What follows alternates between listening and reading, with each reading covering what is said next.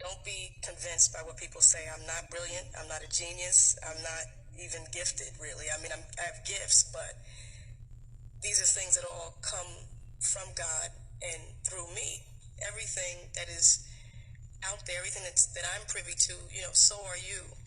If you get that into your system and get that into your spirit and understand that, we're not separated by anything, not time, nor space, not talent, nor gift, just acknowledgement and understanding where our gifts come from in order to promote something higher. I mean, I feel now, at the ripe old age of 25, that the only thing that I could do is serve others. You understand what I'm saying?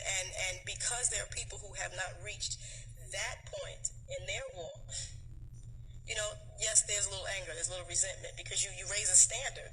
You especially when you do it and you make some noise and you're saying something that holds a mirror up to a lot of the negativity and self-indulgent things and messages that a lot of other people, but we're all young.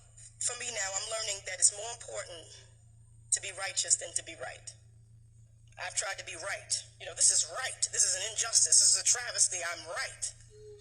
But I've been very unrighteous and still right. I live in this physical body. This is like my address, like 22 Eder Terrace. I just gave everybody my address, but that's my address. Bite me, no.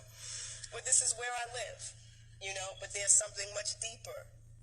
Who I am, has nothing to do with, the hair and the shoes and stuff, even though I like shoes. I pray for the people who don't understand me. And I tell you, to be honest with you, I pray more now to understand than to be understood. I pray now to learn how to love than to be loved.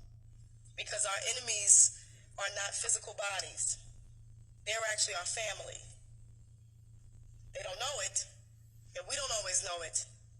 But our enemies are not, they're not flesh and blood. And our problems are not flesh and blood, even though we think they are. Until you conquer the enemy in yourself, you can't deal with anyone. In order to be used by God, you have to really be used. We always want to be used for the glorious jobs. Let God put me on the stage in front of the people in the Grammy show with a nice dress on. Let me just praise your name. But that's not being used. Sometimes in order to be used, you also have to be humiliated. Love is an incredible thing, and we don't know love like we should. We always talk about, I have unconditional love.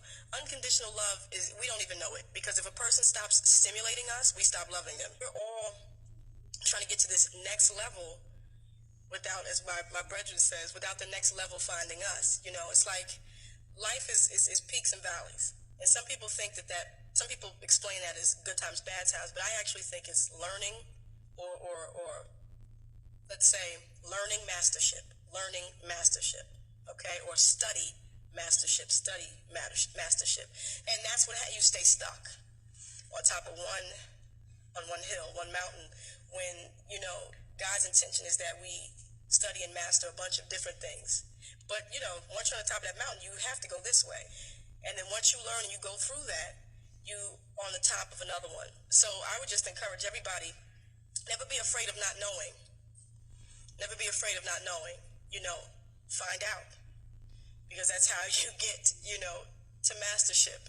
Let's not be mediocre in our greatness. You know what I mean? Like, think big. Think big. And think in doses. Think in experiences. And don't be afraid of experiences that teach you.